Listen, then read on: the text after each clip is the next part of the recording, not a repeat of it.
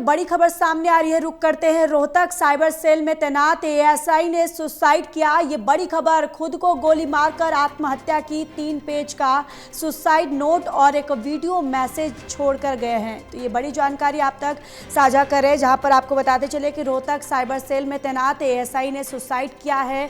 खुद को गोली मारकर सुसाइड किया है और इसके साथ ही आपको बताते चले कि लगातार जिस तरीके से अब ये सुसाइड का मामला सामने आ रहा है और रोहतक साइबर सेल के एएसआई ने ये सुसाइड, खुद को गोली मारकर आत्महत्या की। और इसके साथ ही आपको ये भी बताते चले कि 3 पेज का सुसाइड नोट और वीडियो मैसेज भी छोड़कर गए हैं। तो ये बड़ी जानकारी इस वक्त की, जहां रोहतक साइबर सेल में तैनात एएसआई ने सुसाइड किया और जहां खुद को गोली मारकर आत्महत्या की है और इसके साथ ही 3 पेज का सुसाइड नोट और एक वीडियो मैसेज भी छोड़ा है।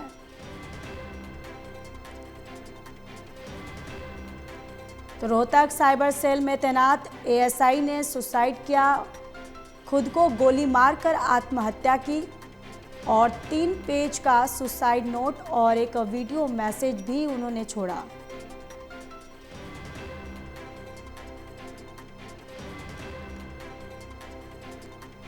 तो ये बड़ी जानकारी, रोहतक साइबर सेल में तैनात एएसआई ने सुसाइड किया और इसके साथ ही 3 पेज का सुसाइड नोट और एक वीडियो मैसेज भी छोड़कर गए हैं।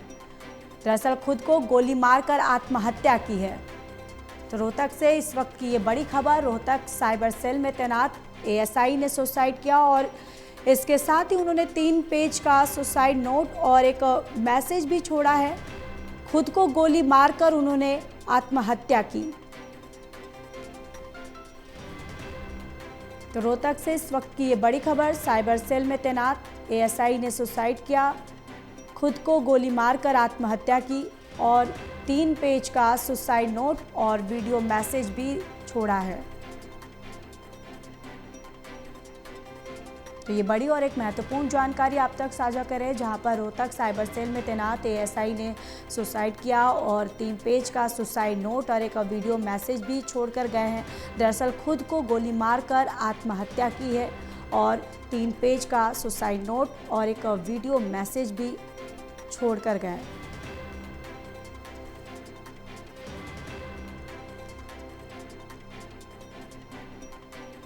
और जिस तरीके से आपको बताते चले कि इससे पहले भी एडीजीपी रैंक के आईपीएस वाई पूरन कुमार ने जिस तरीके से सुसाइड किया और एक सुसाइड नोट लिखकर गए, अब इस बीच साइबर सेल में तैनात अब फिर से एएसआई ने भी ये सुसाइड, जहां खुद को उन्होंने गोली मारी और 3 पेज का सुसाइड नोट और वीडियो मैसेज भी उन्होंने छोड़ा।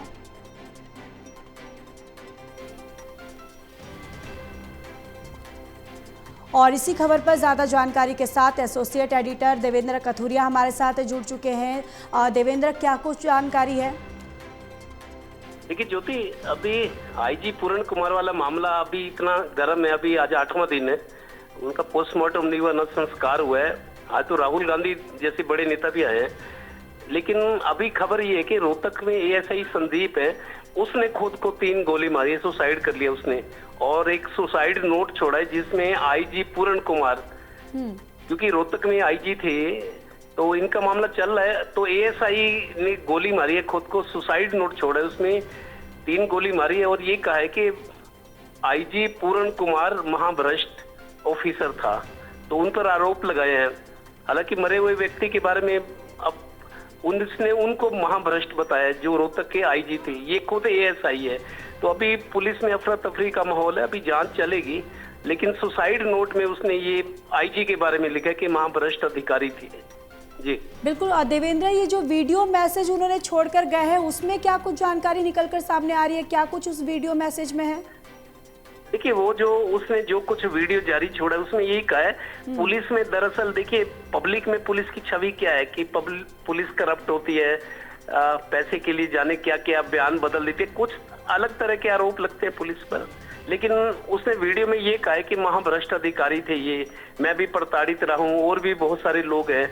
क्योंकि ये बात इसलिए ठीक लग रही है कि आईजी रोहतक ही थे, उनका भी सुनारिया में पुलिस ट्रेनिंग कॉलेज में ट्रांसफर हुआ था, 2 तारीख को पूरन कुमार ने ज्वाइन किया था सुनारिया पुलिस ट्रेनिंग कॉलेज में, क्योंकि एक ऐसी पोस्ट मानी जाती है, खुद मुख्य धारा की पोस्ट नहीं मानी जाती, जिसको मलाईदार पोस्ट कहते हैं। आईजी रोहतक बहुत बड़ी पावर थी, कई जिलों के आईजी थे, उनके नीचे एसपी थे, लेकिन चूंकि आईजी रोहतक थे और ये जो संदीप है एएसआई जिसने सुसाइड किया है, गोली मारी है खुद को, इसने आईजी को महाभ्रष्ट बताया कि महाभ्रष्ट अधिकारी थे।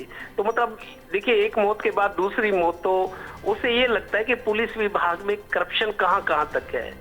अब एक दूसरे के राज खोल रहे हैं। हालांकि इस मामले की जांच होगी, इस आरोपों में कितनी सच्चाई है इनकी, लेकिन पूरन कुमार के घर बड़े बड़े नेता पहुंच रहे, राहुल गांधी जैसे कितने मुख्यमंत्री, भगवंत मान, तेलंगाना के डिप्टी सीएम, हरियाणा के सारे तमाम नेता पहुंचे, लेकिन उसी उंगली पूरन चंद को महाभ्रष्ट बताते हुए एएसआई ने खुद को गोली मारी है। जी बिल्कुल, लेकिन देखिए देवेंद्र, जिस तरीके से अभी आईपीएस वाई पूरन कुमार, उनके पूरे इस मामले पर अभी जांच चली रही है, लेकिन अब ये फिर से एक मामला सामने आना, जिस तरीके से ये आरोप लगाना, यानी ये आरोप अपने आप में बहुत गंभीर हो जाता है।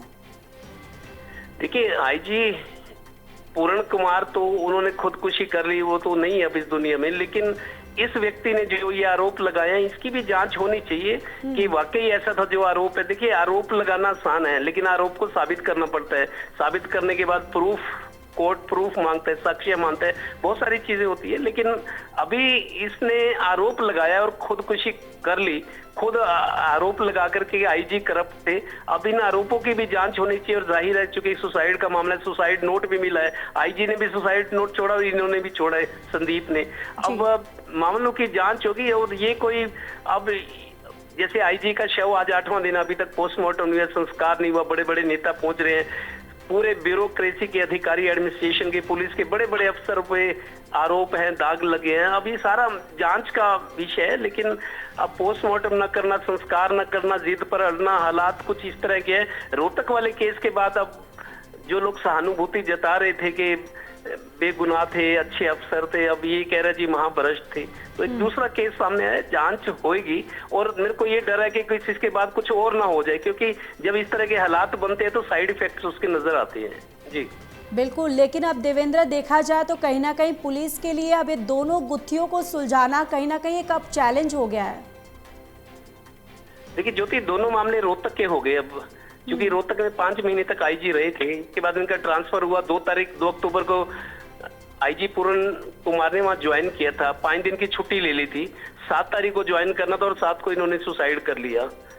शायद 8 को ज्वाइन करना था, लेकिन 7 तारीख को एक दिन पहले ही सुसाइड कर लिया। वो मामला भी सुलटा नहीं है, तरह तरह की चीजें सामने आ रहे हैं, बड़े बड़े अधिकारियों, अफसरों पर आरोप लग रहे हैं। पहले नेताओं पर आरोप लगते थे, अब बड़े अफसरों पर लग रहे हैं, पुलिस के अफसर हो या एडमिनिस्ट्रेशन के हो। तो इस केस के बाद जो और वाकया हुआ है रोहतक में, पुलिस की कार्यप्रणाली, पुलिस की छवि, पुलिस के बारे में पब्लिक की जो एक छवि बनी हुई है, उसके बारे में बहुत सारी चीजें अब मेरे को लगता है और भी कुछ सामने आ सकता है इसके बाद। जी बिल्कुल, और जिस तरीके से देखिए उन्होंने अपने सुसाइड नोट में जिक्र किया है कि आईपीएस वाई पूरन कुमार भ्रष्टाचारी थे और उनको गिरफ्तारी का डर था, इस वजह से उन्होंने सुसाइड किया। देखिए, ये जो सुसाइड नोट छोड़ा है, इस मामले में अब जो आरोप लगे हैं उसकी तो जांच करनी पड़ेगी, एकदम तो कुछ राय नहीं बनाई जा सकती। दूसरा, आप ये देखिए, ये आईजी रोहतक थे पूरन कुमार, जिसने अब सुसाइड किया, ये भी रोहतक पुलिस में है। और तीसरा, जिसने वीडियो वायरल किया था शराब ठेकेदार के, हमारे से मंथली 2.5 लाख रुपए महीना मंथली मांगी गई है, और आईजी ऑफिस का और आईजी का नाम लिया, लेकिन उसको तो पुलिस ने अरेस्ट कर लिया, वो हिरासत में अभी। लेकिन आईजी का नाम आया था, इस नाम आने के बाद उन्होंने खुदकुशी की है। इस खुदकुशी के बाद अब एएसआई की खुदकुशी सामने आई। और तीसरी बात, जो शराब कारोबारी था जिसने आरोप लगाया था, जिसने एफआईआर दर्ज करवाई थी, उस व्यक्ति के खिलाफ सुशील कुमार हेड कांस्टेबल है, 2.5 लाख रुपए मंथली मांगी गई थी, लेकिन आईजी ऑफिस के नाम पे मांगी गई, आईजी का नाम लिया गया था। आईजी तो अब नहीं है, और जिसने 2.5 लाख रुपए मांगे थे वो जेल में है। और तीसरा व्यक्ति ये है जिसने खुदकुशी की है। तो जिसने वीडियो वायरल किया था कि हमारे से 2.5 लाख की मंथली मांगी है, उसकी भी जांच चली, उसकी जांच चंडीगढ़ पुलिस की एसआईटी करी, जो एसआईटी बनी है। तो मतलब मल्टी कॉर्नर मामला हो गया, कई तरह की चीजें इन्वॉल्व हो गई, और मेरे को लगता है इसकी जांच में समय लगेगा। एक एक जगह पुलिस को जाना होता है, एसआईटी कोई 4-6 दिन में जांच नहीं होगी। अलग अलग मामलों की अलग अलग एंगल से जांच होगी, कोर्ट में सबूत पेश करने पड़ेंगे, पता नहीं बहुत टाइम लगेगा अभी। लेकिन पूर्ण कुमार की बॉडी अभी भी पड़ी है, 8वां दिन है, संस्कार अभी नहीं हुआ। उससे पहले पोस्टमार्टम होना है, क्योंकि कोर्ट में केस जाएगा, पुलिस केस बनाया है, कोर्ट में जाएगा, गवाहियां होंगी, साक्ष्य देने पड़ेंगे, बहुत लंबा टाइम लग सकता है अभी जी। बिल्कुल, लेकिन देवेंद्र देखिए, जो एएसआई ने सुसाइड किया उन्होंने कितने बजे किया, या अभी तक उनके परिवार की तरफ से कुछ अभी स्टेटमेंट सामने आया है? देखिए, उस एएसआई के बारे में भी पुलिस कर रही है छानबीन, जिसने खुद सुसाइड किया और ये सुसाइड नोट में आईजी का नाम लिया, जो पहले इस दुनिया को खुदकुशी कर चुके हैं, छोड़ चुके हैं। अब ये मेरे को अजीब तरह का मामला, विचित्र स्थिति में सरकार भी फंस गई है। देर रात कल डीजीपी को, आधी रात को डीजीपी को पद से हटाया गया, ओपी सिंह को एडिशनल चार्ज दिया गया। बड़ी मतलब विचित्र सी स्थिति बन गई, ऐसा हरियाणा में पहले कभी हुआ नहीं। बिल्कुल बिल्कुल, यानी कि देवेंद्र देखिए, अब दोनों मामले जो हैं वो कहीं ना कहीं बिल्कुल असुलझते हुए जा रहे हैं। यानी कि कहीं ना कहीं अब पुलिस के लिए भी बहुत बड़ा ये चैलेंज हो गया है कि किस तरीके से अभी वाई पूरन कुमार का ये मामला जो है रोहतक में गरमाया हुआ था, जिस तरीके से उनके पूरे परिवार को सिंपैथी मिल रही थी, और जिस तरीके से वो पूरा एक सुसाइड नोट जिस तरीके से उन्होंने छोड़ कर गए थे, और राजनीतिक गलियारों में जो एक राजनीति गरमाई हुई थी, जिससे प्रदेश सरकार को भी लगातार पक्ष जो है वो घेरता हुआ नजर आ रहा था। यानी अब ये सुसाइड केस जो है सामने आने के बाद कहीं ना कहीं पूरी तरह से इस पूरे केस को ही एक उलट कर रख दिया है।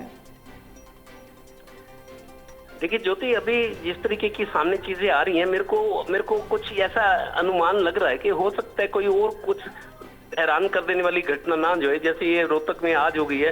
हालांकि आज 8वां दिन है उन्होंने सुसाइड किया था, आज एक सुसाइड हो गया और इन अधिकारियों को महाभ्रष्ट बताया गया है। तो पुलिस के मेरे को लेके ये सारी गतिविधियों का केंद्र रोहतक रहा है। मेरे को तो रोहतक के मामलों की जांच, चूंकि आईजी लेवल सबसे, आईजी के नीचे 4 जिले होते हैं, जैसे सोनीपत है, झज्जर है, खुद रोहतक हो गया, एक आध जिला और भी वही उससे। तो इतना बड़ा अधिकारी जिसके अंदर कई जिले हों, एसपी उसके नीचे काम करते हो, डीएसपी, तमाम हजारों कर्मचारी पुलिस के उनके नीचे काम करते हैं, उन लोगों पर ये आरोप लग रहे हैं, वो कटघरे में खड़े हैं। तो मेरे को लगता है कुछ और भी हो सकता है, क्योंकि स्थिति बड़ी विचित्र हो गई है जी। बिल्कुल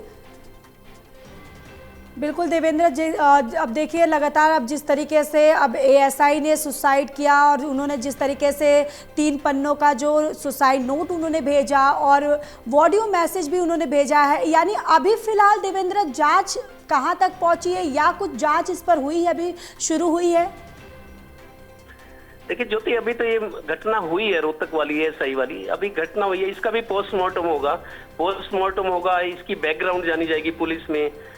क्या कि खुद भी करप्ट तो नहीं था या ईमानदार था? अगर ईमानदार था तो इसके आरोपों में थोड़ा सा सच्चाई हो सकती है कि खुद ईमानदार था, दूसरे को भ्रष्टाचार बताया है। अब इसकी अपनी बैकग्राउंड क्या है, इसकी नौकरी, प्रोफाइल, करियर के बारे में भी छानबीन की जाएगी।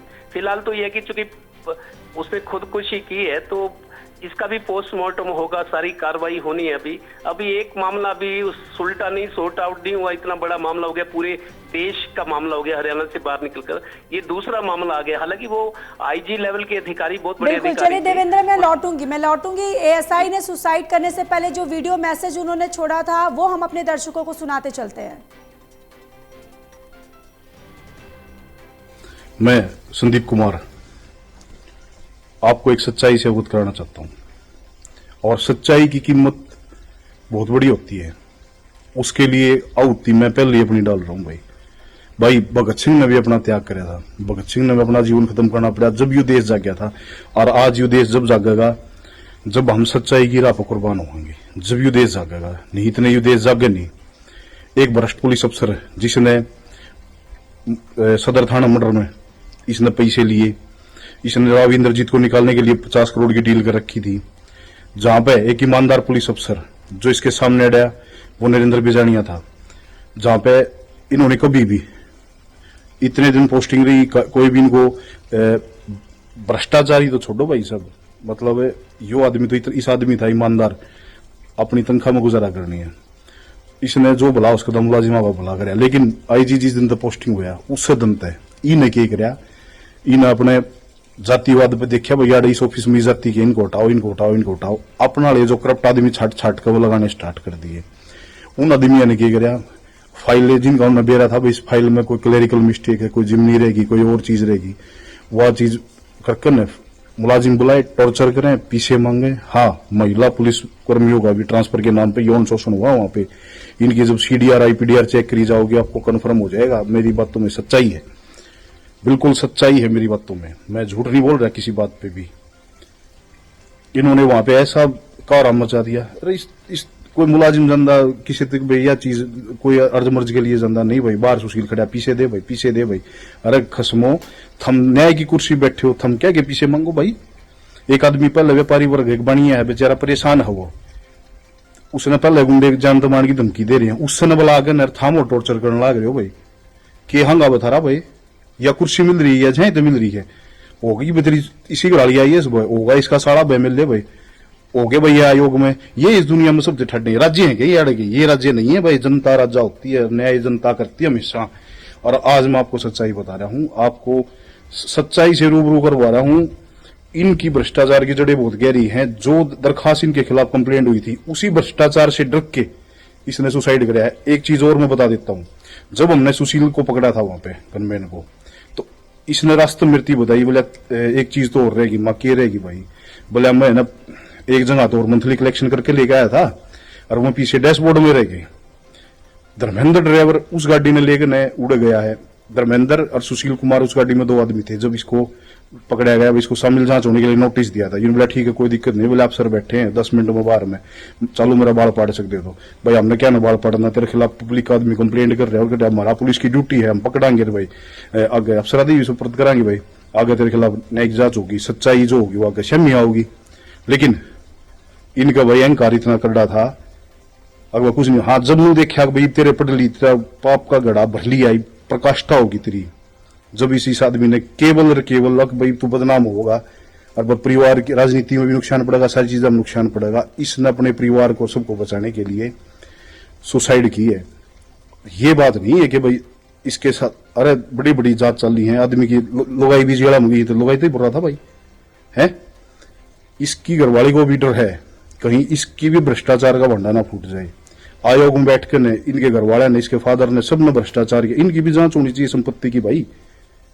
इनको लाइसेंस नहीं मिल रहा, ये भ्रष्टाचार करेंगे। अरे एक जाति के नाम पर नहीं, सच्चाई सामने आनी चाहिए।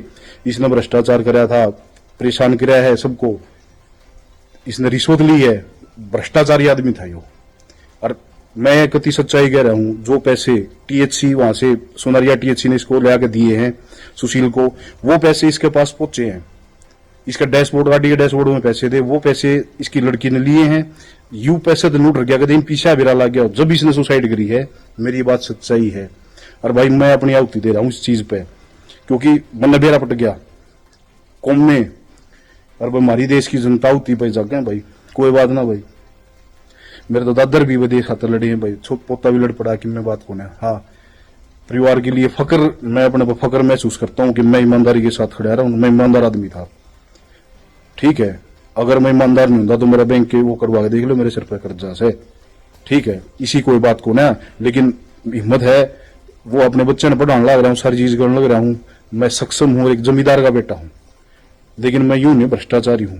मैं भाई मैं भगत सिंह का फैन हूं और भगत सिंह बरगाइस हूं। मैं डरूंगा ना किसी बात पे, मैं हर एक चीज सामना करूंगा। लेकिन आज पब्लिक को जगाने के लिए, देश को जगाने के लिए ये जरूरी हो गया है। इस सच्चाई की लड़ाई में पहली आहुति में, अरे इतना ईमानदार आदमी रहे जो DGP रहे, अरे या ये लोग भी, और ये जो काले को हुए बैठे हैं, ये केवल इसलिए अब यो चला जा रहा, हम फिर खुली मलाई खावा, कति खुली मलाई खावा। अरे क्यों देश की बहन को डर लाग रहे हो है? ये देश वो भगत सिंह पर कुर्बान होकर चले गए नू इस बात खातर के थम याडा नू करियो, जाति का जहर घोड़ियो। आज जो मैं जिंदे होंगे तो शर्म आंदी, हम किन आदमी खातर लड़ गए है? किन आदमी खातर लड़ गए? पूर्ण कुमार वर्ग के आदमी खातर, इसकी घराड़ी खातर, जो भ्रष्टाचारी है, जो आयोग में बैठे हैं, इसके रिश्तेदार, वो सारे केवल इसी चीज का प्रेशर और जाति को तरल देने की कोशिश लिए कर रहे हैं। क्योंकि ये भ्रष्टाचार की जो देखो, उस परिवार को एक व्यापारी आदमी है, जुर्म के खिलाफ उन्हें लड़ने की साहस करा है, उसको दबाया जा रहा है, उसको दबाया जा रहा है। उसकी सच्चाई को कोई नहीं समझ लाना चाह रहा। ये इसको दाह संस्कार नहीं करना होगा, ना पॉलिटिक्स में बनाकर ना बहुत बड़ी सच्चाई सामने आने से रोकी जा रही है। लेकिन मैं ऐसा नहीं होने दूंगा भाई, बिल्कुल सच्चाई सामने आनी चाहिए। इन्हें गलत कर रखा है, गलत का फल इनको मिलेगा भाई।